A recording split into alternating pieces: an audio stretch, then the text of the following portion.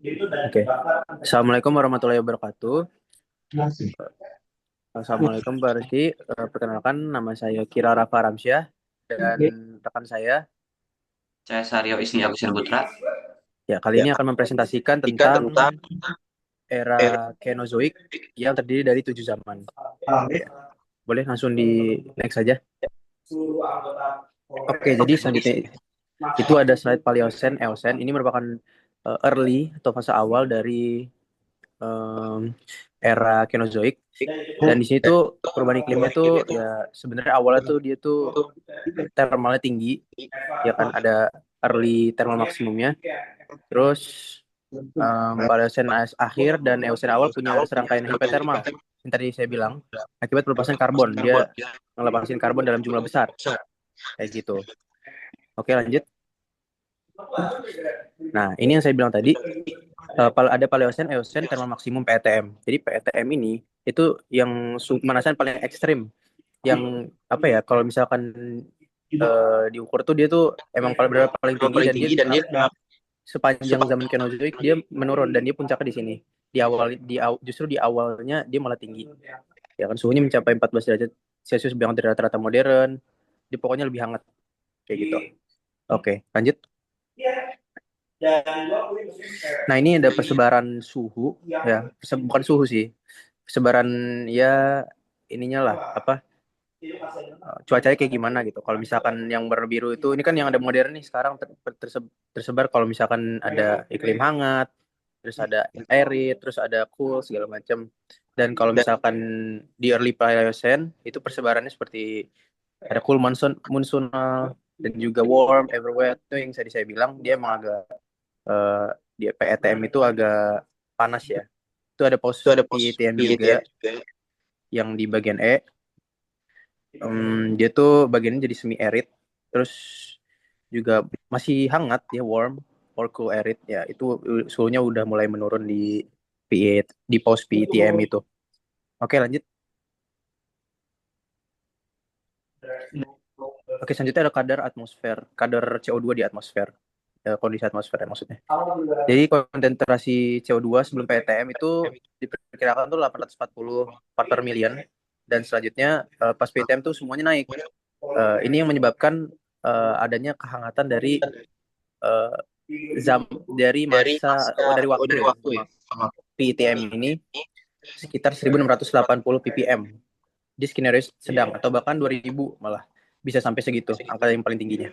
Terus pelepasan karbon ini uh, disebabkan oleh kombinasi vulkanisme, ada metana hidrat dan juga oksidasi bahan organik, dan juga ada jumlah karbon yang dilepas kirakan 2500 sampai 5000 ya. Dimulai tergantung skenario model. Lanjut.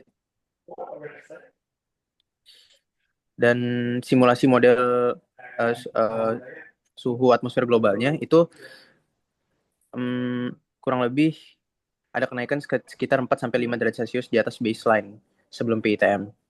Nah, dan seperti yang tadi saya bilang ada kenaikan dari efek rumah kaca akibat peningkatan kadar CO2 di atmosfer. Lanjut.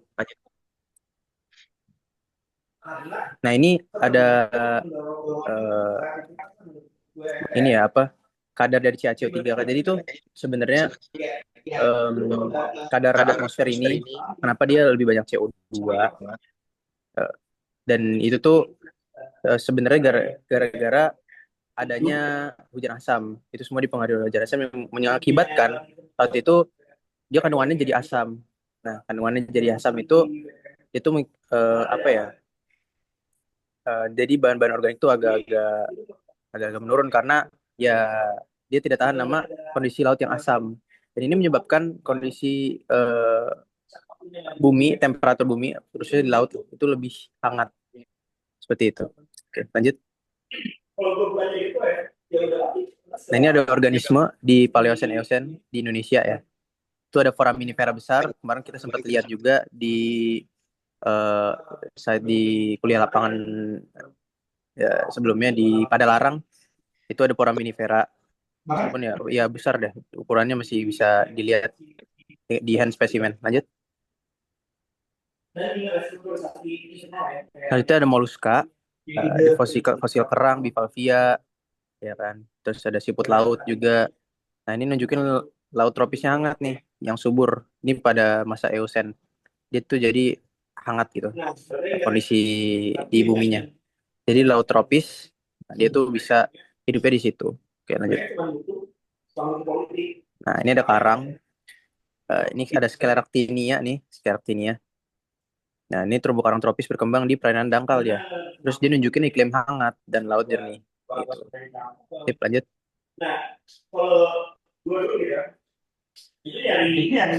Nah, ini ada Echinoida, Echinoidea atau bulu babi lah bisa dibilangnya. Lanjut aja. Nah, ini, selanjutnya itu setelah Paleosen Eosen, ya thermal maksimum. Ini ada zaman Oligosen. Nah, ini ada transisinya nih dari Eosen ke Oligosennya. Nah, itu ditandai oleh penurunan konsentrasi CO2. Jadi kayak tadi saya bilang, itu pas zaman PETM, itu CO2-nya naik. Nah, tapi setelah itu, setelah thermal maksimum itu, kadar CO2-nya mulai menurun gitu. Yang mengakibatkan suhunya tuh mulai menurun gitu. Udah nggak hangat lagi. Ya, lanjut. Nah, ini ada konsentrasi dari delta O18-nya dari Paris zaman early Eosen sampai ke Oligosen. Jadi bisa dilihat ya, dia kadarnya menurun untuk oksigen 18-nya. Lanjut, lanjut. Oke. Ini ada temperaturnya nih, temperatur dari ya dalam Kelvin ya. Jadi pas PITM seperti yang saya bilang tadi, dia tuh benar-benar tingginya puncak-puncaknya. Dan setelah itu dia trennya menurun semua, meskipun agak fluktuatif, tapi tetap menurun dari Eosen sampai ke Pleosen. Jadi sepanjang eh, Cenozoik emang di puncaknya itu di PITM ini, di Paleosen Eosen terma maksimum. Lanjut.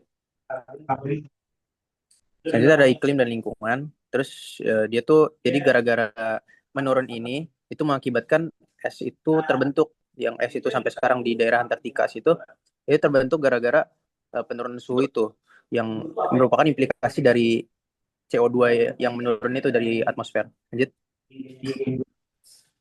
Nah, ini juga ada grafik perbandingan dari eh, karbon dioksida kandungan di atmosfer. Jadi tuh dari dulu-dulu zaman 800.000 tahun yang lalu ya, itu tidak pernah meningkat tuh.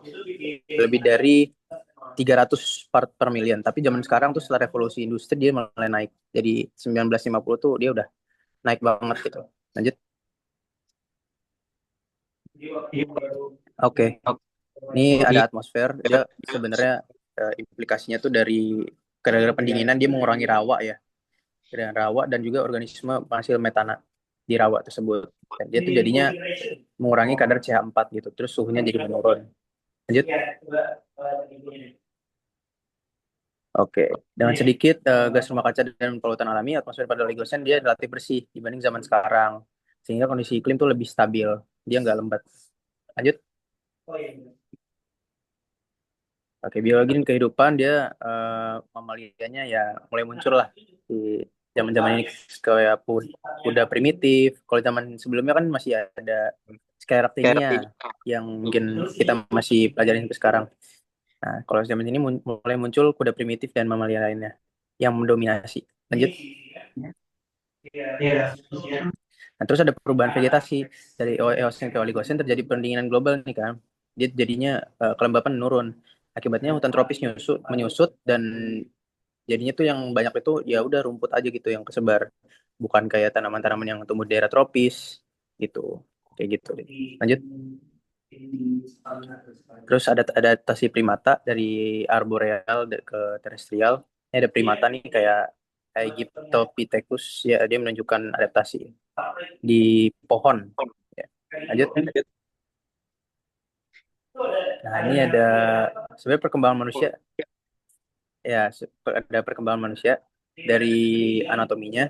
Terus ini ada tulang-tulangnya juga nih dari eh, jadi yang tadi saya jelaskan itu Aegyptopithecus itu sebenarnya tunjukin ciri-ciri manusia sebenarnya dari struktur gigi, postur juga, terus sama kondisi otak dan indranya itu struktur otak dan indera berkembang dengan perilaku sosial dan kognisi gitu seperti manusia. Lanjut. Terus ada interpretasi untuk Indonesia. Jadi sejak 45 juta tahun lalu, subduksi itu kembali aktif di Jawa, di daerah Jawa Selatan, bagian selatan. Ya, membentuk sabuk magmatik pada periode Oligosen Miosen.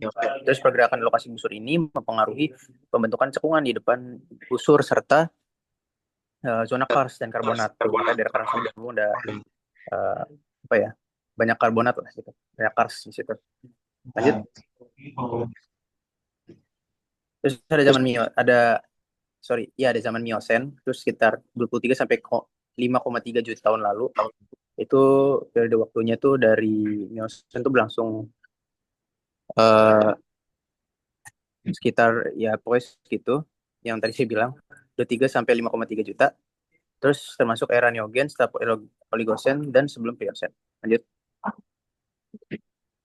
Terus ada iklim dan lingkungan.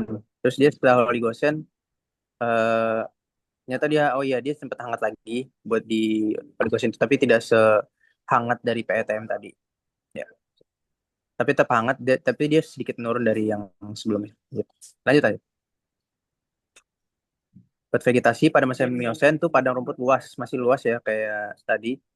Dia masih minim hutan tropis lah karena suhunya masih enggak begitu lembab. Ya, lanjut. Terus kadar CO2 tuh berfluktuasi dia antara 200 sampai 400 part per million. Dia menurunnya secara bertahap. Kayak tadi tuh ada trennya kan dari kadar CO2 di atmosfernya ini. Itu semua tuh berkaitan. Terus ada penurunan CO2 ini terkait dengan pertumbuhan hutan dan perubahan ekosistem. Kan seperti yang kita tahu juga tanaman itu dia tuh dari stomatanya itu dia menapas pakai CO2 ya. Nah, kadar CO2-nya nurun nih. Terus dia karena kadar CO2 nurun, terus juga di hutan tropis itu butuh banyak CO2. Jadinya agak menurun jumlah kuantitasnya buat pertumbuhan hutan. Oke, lanjut. Terus ada biologi nih kehidupan, ada evolusi primata, ada mamalia besar, terus juga ada angiospermae ya.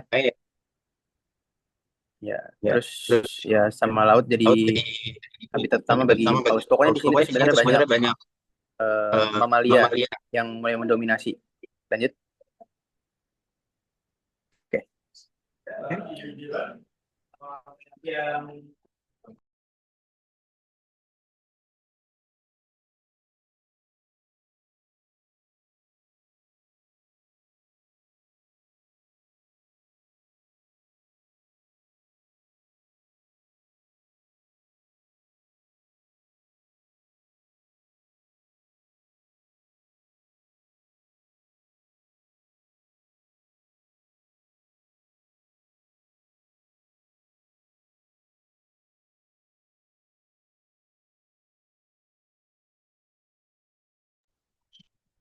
Yuk, sorry yuk, musim yuk.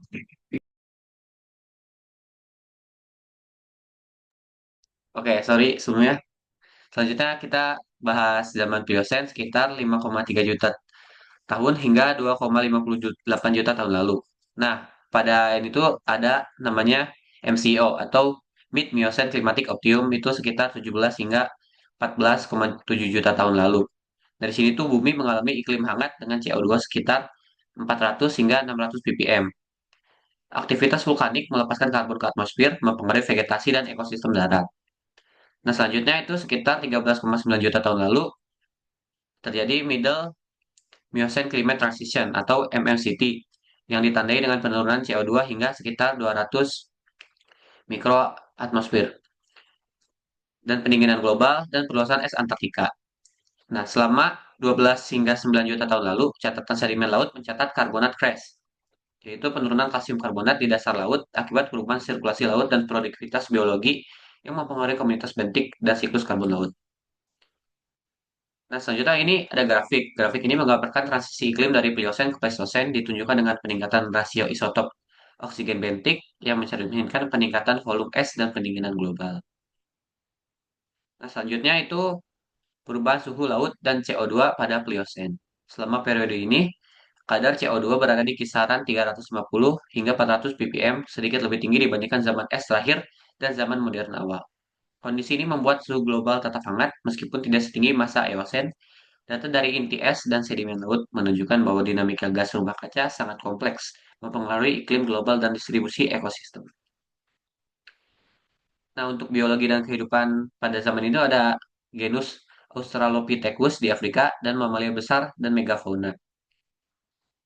Untuk perkembangan manusianya ini sudah ada alat-alat batu paling awal nih, kemungkinan alat untuk dapur. Oke, selanjutnya zaman Pleistosen yang terjadi pada 2,58 juta sampai 11.700 tahun lalu. Nama Pleistosen ini berasal dari bahasa Yunani yang berarti paling baru. Pleistosen terkenal sebagai zaman es karena ditandai siklus glasial dan interglasial yang dipicu variasi orbit bumi atau siklus Milankovitch pada puncak glasial. Hingga 30% permukaan bumi tertutup es dan muka laut turun sekitar 120 meter, sehingga terbentuk jembatan darat seperti Beringia yang memungkinkan migrasi fauna dan manusia purba. Selain itu, Pleistosen merupakan periode yang menandakan evolusi manusia, mulai dari Homo erectus, Neanderthal, hingga munculnya Homo sapiens.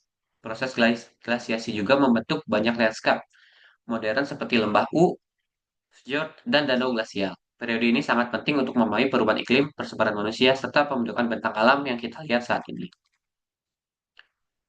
Nah, untuk iklim dan lingkungan pada zaman Pleistosen itu ditandai dengan meningkatnya suhu global menjadi kurang lebih 5 derajat Celcius lebih dingin. Karena peningkatan suhu global tersebut menyebabkan adanya tumpukan es yang menutupi sekitar 30% permukaan bumi. Kadar karbon dioksida berkisar antara 180 ppm hingga 280 ppm. Rendahnya CO2 memperkuat pendinginan global karena gas rumah kaca yang menjaga panas bumi berkurang. Fitur glasial menghasilkan moraine, drumlin, dan lembah dan permukaan laut turun hingga membentuk paparan Sunda dan paparan Sahul. Nah, untuk atmosfer itu pada zaman Pleistosen ini konsentrasi karbon dioksida di atmosfer relatif rendah, yaitu sekitar 180 hingga 280 ppm. Fluktuasi CO2 juga mengikuti siklus glasial dan interglasial. Saat glasial, CO2 berada di titik terendah sekitar 180 ppm. Sedangkan pada interglasial itu meningkat sekitar 280 ppm. Dengan demikian, rendahnya CO2 menjadi faktor penting yang membentuk iklim dingin khas Pleistosen. Nah, untuk biologi dan kehidupannya, pada zaman Pleistosen ini ada Stegodon. Ada Stegodon trigonocephalus dan Stegodon florensis insularis yang ada di Flores. Merupakan dua spesies fauna yang hidup di Indonesia pada zaman Pleistosen. Stegodon florensis insularis berukuran lebih kecil karena adaptasi terhadap lingkungan Pulau Flores. Nah, selanjutnya itu ada Homo erectus atau manusia Jawa. Kehadiran Homo erectus menandai terjadinya evolusi penting manusia purba. Spesies ini memiliki postur lebih tinggi dan otak lebih besar dibandingkan nenek moyang sebelumnya, serta telah mengembangkan kemampuan berjalan tegak dan menggunakan alat batu untuk berburu dan mengumpulkan makanan. Nah, ada juga megafauna seperti Megatherium, Smilodon, dan Mammutus. Selanjutnya untuk perkembangan manusianya itu pada masa Pleistosen itu tuh terjadi perkembangan penting dalam evolusi manusia, yaitu dari Homo erectus menuju Homo sapiens. Homo erectus merupakan manusia purba yang sudah mampu berjalan tegak menggunakan api serta membuat alat batu sederhana. Seiring waktu, melalui proses adaptasi dan evolusi, muncul Homo sapiens dengan otak lebih besar, kemampuan berpikir abstrak, berbahasa, serta menciptakan budaya dan teknologi yang lebih maju. Perubahan ini menandai lahirnya manusia modern yang menjadi cikal bakal peradaban saat ini. Nah, selanjutnya zaman Holosen, yaitu pada 11.700 tahun lalu hingga sekarang. Nama Holosen berasal dari bahasa Yunani holos yang berarti keseluruhan dan kaine yang berarti baru atau terakhir. Berdasarkan skala geologi, zaman Holosen berlangsung 11.700 tahun lalu dan berlangsung hingga sekarang. Masa interglasial pada zaman ini menunjukkan iklim yang hangat dan stabil. Karena itu, sebagian besar es di kutub sudah mulai mencair yang menyebabkan permukaan air laut naik. Tanah-tanah rendah di daerah paparan Sunda dan paparan Sahul tergenang air dan menjadi laut transgresi. Zaman Holosen juga merupakan zaman perkembangan peradaban manusia. Iklim yang lebih stabil memudahkan manusia untuk menetap di suatu wilayah, sehingga tidak perlu berpindah-pindah tempat secara terus-menerus. Bertepatan dengan itu, muncul pemukiman warga yang permanen. Pada periode ini pula mulai muncul kegiatan pertanian yang mendukung terbentuknya peradaban. Nah, untuk iklim dan lingkungan pada zaman Holocene ini ditandai dengan berakhirnya zaman es Pleistosen. Suhu global sudah menjadi lebih hangat dan relatif stabil dibanding periode glasial. Pada zaman Holosen, terjadi pencairan lapisan es yang menyebabkan kenaikan muka laut sekitar kurang lebih 120 meter. Kadar CO2 di atmosfer juga yang awalnya berkisar 260 hingga 280 ppm, kini mencapai lebih dari 400 ppm. Nah, pada awal Holosen, kadar CO2 atmosfer berkisar 260 hingga 280 ppm, relatif seimbang dengan kondisi iklim bumi. Namun, kadar CO2 hingga kini mencapai lebih dari 400 ppm. Hal ini berdampak pada pemanasan global serta perubahan pola iklim yang cepat. Untuk biologi dan kehidupannya ini, pada zaman Holocene, manusia mulai memberikan pengaruh besar terhadap lingkungan melalui berbagai aktivitas. Pada masa ini, terjadi deforestasi dan perubahan ekosistem yang menyebabkan manusia melakukan domestikasi tanaman seperti padi dan gandum, serta hewan seperti sapi dan anjing. Hal ini menandai awal berkembangnya pertanian dan peternakan. Sejak itu, Homo sapiens menjadi spesies dominan di bumi, melakukan migrasi global dan memunculkan budaya, kota, serta teknologi yang menjadi dasar terbentuknya peradaban manusia modern. Nah, untuk perkembangan manusianya ini, manusia mengalami perkembangan penting, yaitu revolusi pertanian sehingga lahirlah kehidupan menetap dan kota-kota awal sebagai pusat peradaban. Pada masa ini juga terjadi migrasi global ketika manusia modern menyebar ke berbagai benua. Di Indonesia, terdapat jejak penting seperti Homo floresiensis di liang Bua, Flores, serta lukisan gua di Sulawesi berusia sekitar 45.000 tahun. Selain itu, sekitar 4.000 tahun lalu terjadi migrasi Austronesia yang membawa budaya maritim dan pertanian padi. Nah, interpretasi untuk Indonesia-nya itu pada zaman Pleistosen, turunnya muka laut membuka paparan Sunda sehingga memungkinkan migrasi manusia dan fauna. Sementara garis Wallacea menjadi batas biogeografi penting. Memasuki Holosen, naiknya muka laut membentuk garis pantai modern dan delta besar seperti Citarum dan Mahakam. Jejak arkeologi penting di Indonesia meliputi Sangiran, Liang Bua, dan Leang Timpuseng. Nah, kesimpulannya itu, zaman Cenozoik memperlihatkan dinamika iklim dan kehidupan yang membentuk kondisi bumi modern. Pada Paleosen-Eosen, iklim sangat hangat dengan lonjakan CO2 ekstrim atau yang ditandai dengan PETM, tanpa es di kutub, dan laut tropis Indonesia menjadi habitat foraminifera besar, moluska, serta terumbu karang. Memasuki Oligosen, Miosen, dan Pliosen, terjadi pendinginan global dengan pembentukan es Antartika, perkembangan padang rumput luas, serta diversifikasi mamalia besar dan primata, termasuk hominin awal. Pada masa ini, Indonesia mulai menyerupai kepulauan modern dan menjadi pusat keanekaragaman hayati laut maupun darat. Selanjutnya, pada Pleistosen Holocene, iklim ditandai siklus glasial interglasial dengan CO2 rendah yang membuka paparan Sunda dan Sahul sebagai jalur migrasi fauna dan manusia purba. Megafauna mendominasi lanskap sementara di Indonesia hadir spesies penting seperti Stegodon dan Homo floresiensis. Memasuki Holocene, iklim stabil dan hangat mendukung pertanian, domestikasi, hingga lahirnya peradaban modern. Secara keseluruhan, Cenozoik menampilkan transisi dari dunia tanpa es menuju sistem iklim modern, serta evolusi kunci yang menuntun pada kemunculan dan dominasi manusia. Berikut referensi yang kami gunakan. Mungkin sekian presentasi dari kami. Kurang lebihnya mohon maaf. Wassalamualaikum warahmatullahi wabarakatuh.